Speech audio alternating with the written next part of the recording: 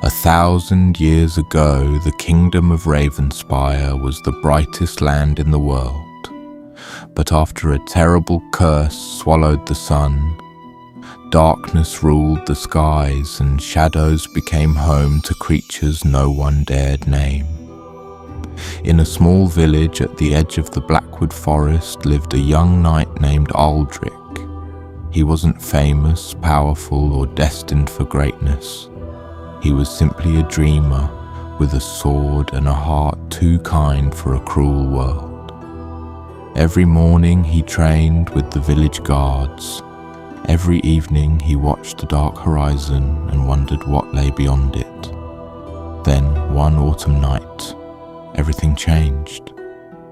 While returning home through the fog-covered hills, he noticed a faint silver light among the trees. Curious, he followed it until he reached an abandoned stone bridge forgotten by time. There stood a girl dressed in a cloak, the colour of moonlight. Her pale hair shimmered in the darkness, and her eyes seemed brighter than the stars hidden behind the cursed sky. Aldric had faced angry wolves and bandits before, yet somehow speaking to her felt far more terrifying. "Who are you?" he finally asked. The girl smiled. Someone who was lonely. Her name was Lyra. After that night, they met again and again. They explored ruined castles swallowed by vines, climbed cliffs overlooking endless forests, and shared stories beside quiet rivers. Lyra was unlike anyone Aldric had ever known. She laughed at danger, spoke of forgotten kingdoms as if she had seen them herself, and somehow always knew things she shouldn't. Yet Aldric didn't care. For the first time, he felt truly alive. As months passed, friendship slowly became love. He imagined a future with her, a simple life far away from monsters and curses. But fate had other plans. Strange things began happening throughout Ravenspire. Entire villages vanished overnight. Travelers disappeared on empty roads. People reported seeing pale figures wandering beneath the trees. Fear spread across the kingdom like wildfire. Soon rumors reached the royal capital. The ancient Night Court had returned. According to legend, the Night Court was a race of immortal beings who ruled the world before humanity existed. They fed on fear, commanded shadows, and could twist reality itself. 1,000 years earlier, they had been defeated and sealed beneath the earth by 7 legendary knights. Most people believed the story was only a myth. Until now. The king ordered every knight to investigate the disappearances. Aldric joined the expedition without hesitation. Deep within Blackwood Forest, his group discovered something impossible. Hidden beneath twisted roots stood an enormous black gate covered in glowing symbols. The air around it felt wrong, as though reality itself was breaking apart. Hundreds of pale figures surrounded the gate, and standing at their center was Lyra. Aldric felt his heart stop. She turned toward him slowly. Her silver eyes glowed with supernatural light. The shadows bent around her feet like loyal servants. "Lyra," he whispered. Pain crossed her face. "I hoped you would never find this place." The truth was worse than any nightmare. Lyra wasn't human. She was the last queen of the Night Court, imprisoned for centuries beneath the world before escaping through a crack in her prison. The pale figures surrounding her were her people. The disappearances, the strange sightings, the growing darkness, they had all happened because the ancient seal was weakening. Soon the gate would open completely. If that happened, the Night Court would return and humanity would fall. Aldric wanted to deny everything. He wanted to believe the girl he loved was still the same person he met on the bridge. But the evidence stood before him. "Were you lying to me the whole time?" he asked. Lyra looked away. No, everything I felt was real. For a moment, neither spoke. Then the gate behind her trembled. Cracks of silver light spread across its surface. A deafening roar echoed from the darkness beyond. Something ancient was waking. The night court began chanting. The forest shook. Trees snapped apart. The ground split open. Lyra's followers celebrated as the prison finally began to break. Yet Lyra did not smile. She stared at Aldrich with tears in her eyes. "If the gate opens, millions will die," she said, "but if it closes, my people will remain trapped forever." Aldrich realized the terrible truth. She had been fighting this choice alone the entire time. Love on one side, duty on the other, humanity on one side, her own people on the other. Then the gate shattered. A wall of darkness exploded into the sky. Countless monstrous shapes emerged from the void beyond. The final battle had begun. Knights charged forward. Shadow creatures descended from the air. The forest became a battlefield of steel and magic. Years turned into decades, and Aldrich became more than a knight. He became a legend.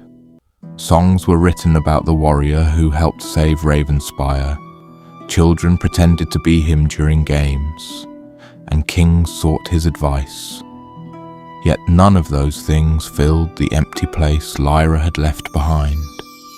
Every year he returned to the old stone bridge where they first met. Every year he sat there until sunrise, speaking to the silence as though she could still hear him. And every year the silence answered with nothing.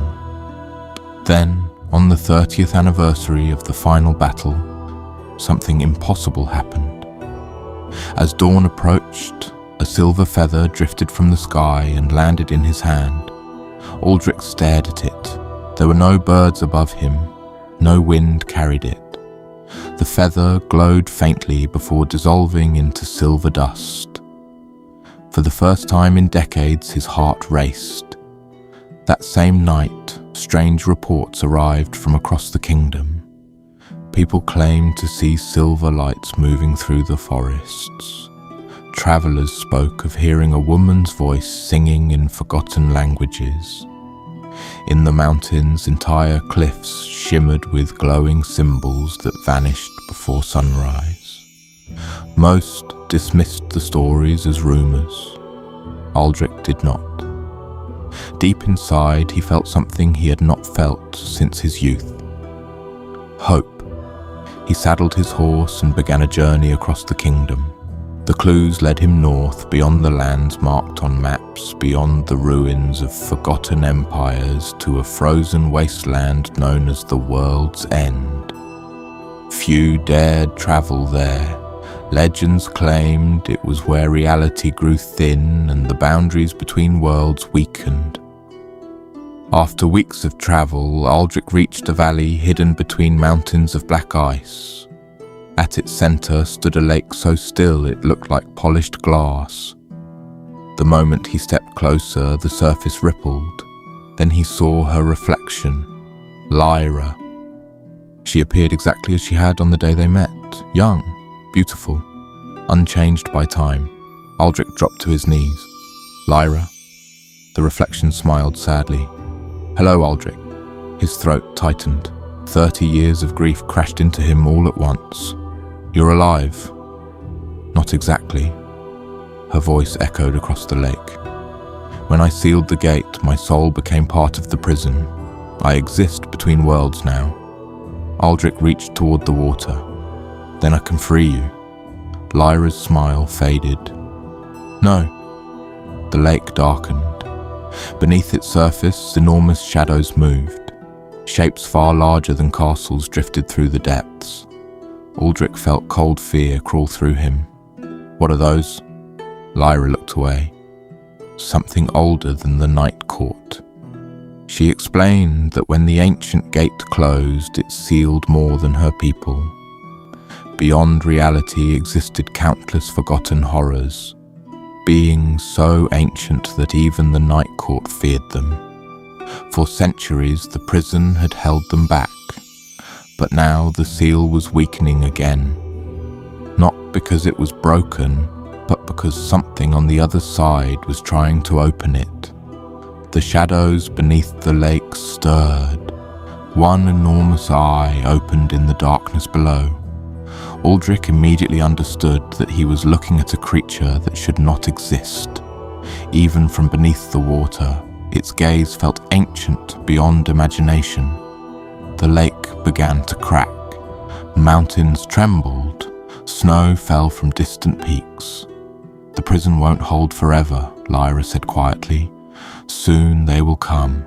Then we'll stop them." Lyra laughed softly. "You're an old man now, Aldrich," he smiled, "and you're still doubting me." For a brief moment, she looked exactly like the girl he had fallen in love with all those years ago. Then the lake erupted. A massive black hand burst from the depths, large enough to crush entire cities. Reality itself cracked around its claws. Aldrich drew his sword. It was a ridiculous gesture, a single human standing before a creature older than time. Yet he stood his ground anyway. The hand reached toward the surface. Then Lyra stepped forward. Her silver light exploded across the valley. The sky turned white. The monstrous hand screamed and retreated beneath the lake. The water calmed. The mountains stopped shaking. But Lyra's form flickered. She was fading. "Every time I use my power, I disappear a little more," she admitted. Aldrich felt panic rise in his chest. "Then let me help."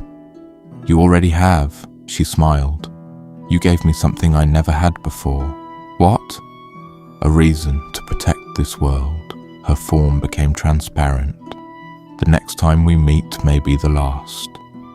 Before Aldrich could answer, the lake froze solid. The vision vanished. Silence returned. He stood alone once more. Yet this time he wasn't grieving. He wasn't mourning the past. Because somewhere beyond the edge of reality, Lyra still existed. And somewhere in the darkness, ancient horrors were preparing to invade the world. For the first time in decades, Sir Aldrich had a new quest. And this time, he intended to bring his first love home.